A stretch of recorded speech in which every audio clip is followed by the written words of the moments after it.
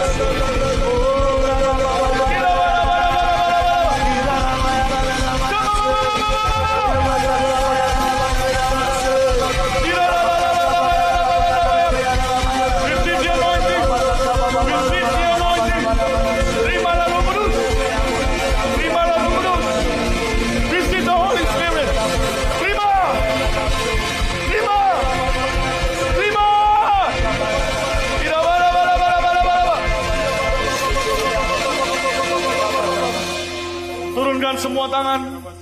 Dalam hitungan ketiga. Jangan ikut-ikut. Kalau gini baru ada Roh Kudus. Itu sama sekali tidak ada gunanya. Itu Roh Kudus. Itu tidak ada dasar Alkitab. Itu bisa dipalsukan oleh setan. Semua karunia yang baik dari Allah. Yang tidak baik dari setan. Yang palsu dari setan. Yang tidak murni berdasarkan firman Tuhan dari setan. Jika orang ini Roh Kudus. Tanya dia, contohnya kitab suci di mana? Ini bukan karunia yang baik. Ini karunia kopi yang tidak bertanggung jawab.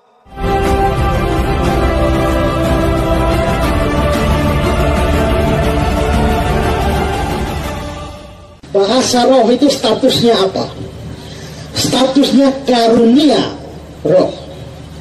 Nah, kalau kita memperhatikan dalam daftar-daftar karunia, seperti 1 Korintus pasal 12, dibilang, kepada yang seorang roh memberikan karunia untuk ini, kepada yang seorang karunia untuk ini, kepada seorang karunia untuk ini, kepada seorang karunia untuk ini.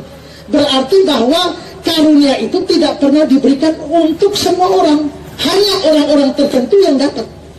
Nah, kalau itu maka namanya karunia roh tidak harus dimiliki oleh setiap orang.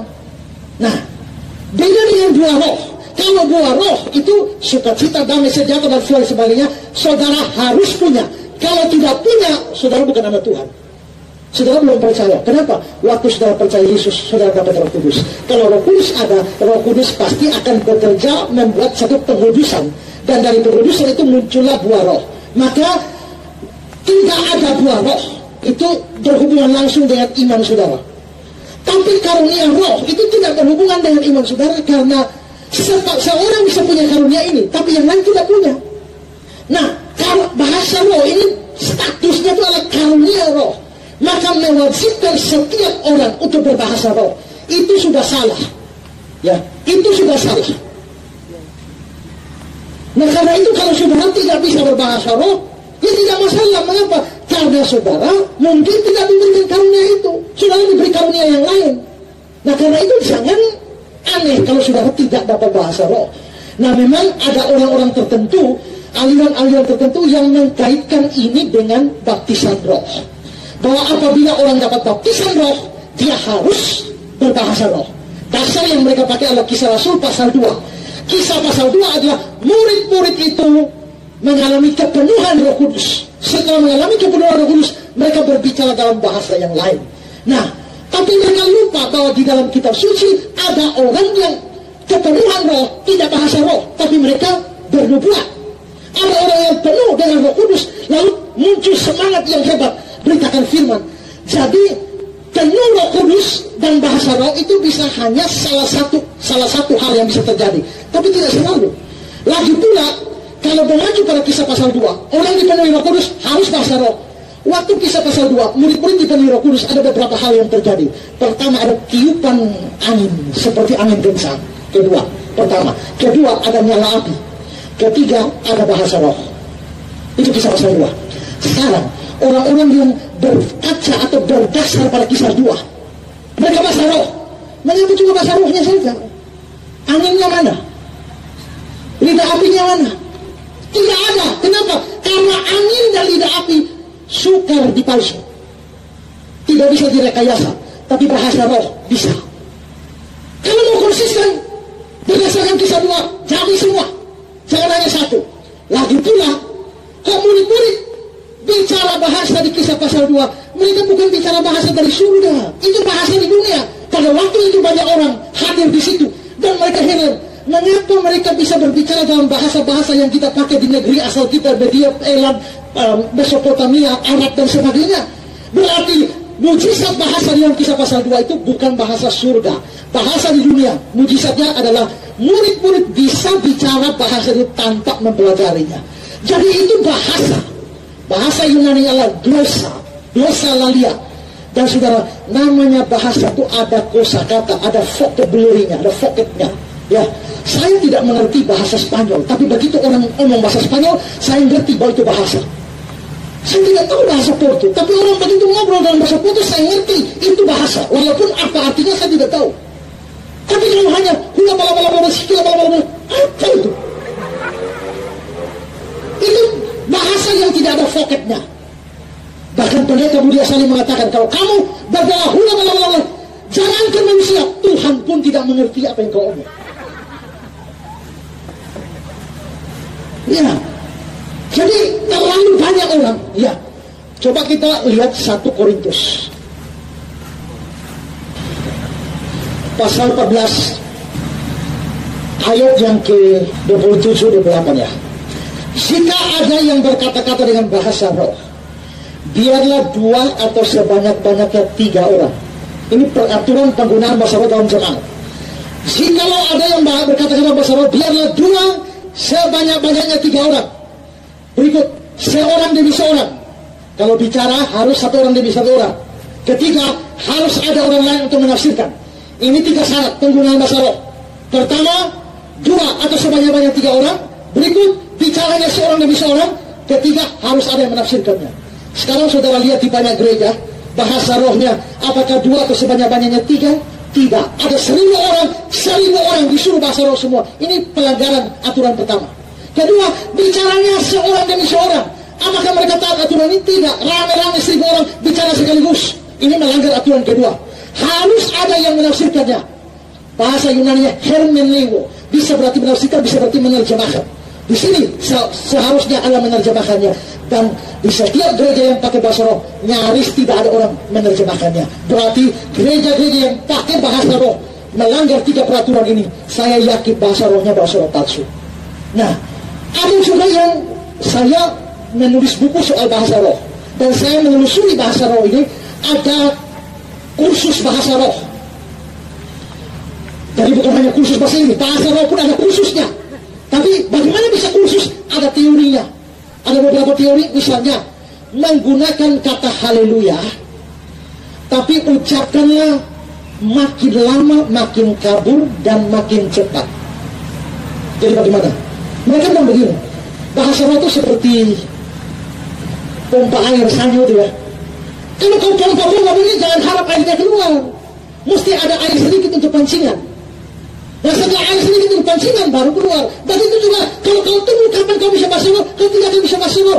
Mulai bicara lebih dulu. Nanti Tuhan akan pakai lidahmu untuk memunculkan bahasa roh. Nah bagaimana pancingnya? Ada teori. Pertama, ucapkanlah kata haleluya, makin lama makin cepat dan kabur. Haleluya. Oh haleluya. Haleluya. Haleluya, haleluya.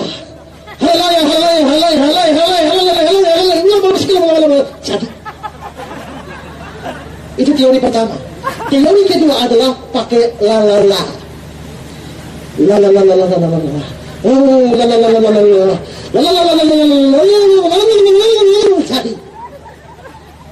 Teori yang ketiga adalah ucapkan, kalau kamu masih ngomong, otakmu masih mengerti, kamu tidak bisa bahasa roh.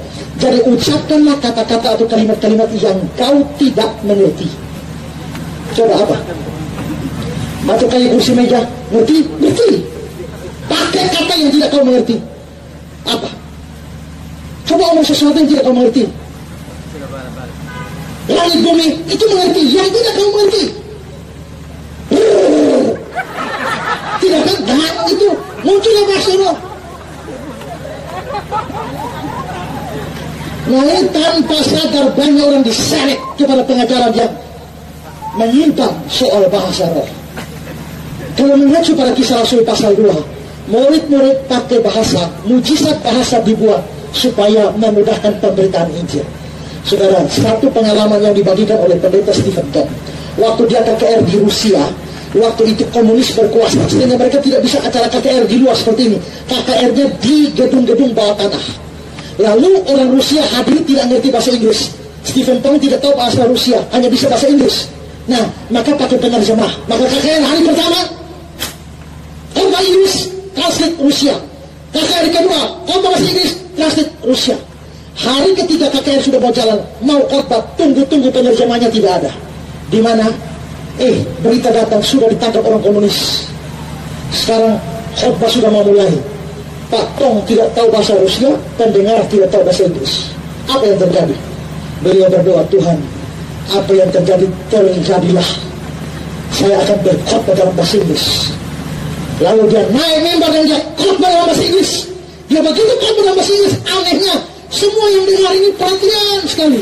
Selesai khotbah, mereka datang dengan tangan dan mereka bilang, Pak Tong, kalau tahu Bapak bisa bahasa Rusia sebagus ini, hari pertama kedua tidak perlu panggil jemaah. Perkara ini terjadi.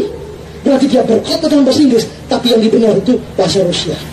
Nah, saya percaya pengalaman seperti itu lebih cocok dengan pengalaman para rasul di Kisah pasal 2 daripada bahasa roh yang hanya itu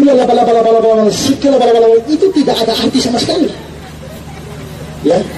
Nah, karena itu maka terlalu banyak penyimpangan bahasa roh termasuk di gereja-gereja. Jadi saudara, jangan ingat. Kenapa? Bahasa lidahnya persis tinatun. Papa bolo-bolo, mama bolo-bolo, bolo-bolo, bolo-bolo, bolo-bolo, bolo-bolo, bolo-bolo, bolo-bolo. Pernah dengar nggak? Dapat satu brosur, hadirilah KKR kepenuhan Roh Kudus. Anda rindu berbahasa lidah, tapi belum bisa? Datanglah, kami akan ajarkan bahasa lidah. Ada lesnya Pak bahasa lidah. Saya penasaran karena waktu itu KKR-nya 3 hari, saya datang hari ketiga. Pengen lihat kayak apa. Duduknya nomor 2 dari depan. Khotbahnya bagus, nggak ada yang aneh. Begitu tantangan maju ke depan, yang maju udah lumayan. Asyirnya datang, saya dengerin gimana. Bener loh diajarin. Suruh angkat tangan, tengadahkan, saudaraku, lalu tutup mata, ikuti kata, ayo Pak ikuti, kurabaraba, kurabaraba, suruh gitu. Akhirnya nih orang ikut, kurabaraba, kurabaraba, lebih cepat Pak, kurabaraba, kurabaraba, rabaraba, itu kan kayak bahasa lidah kan.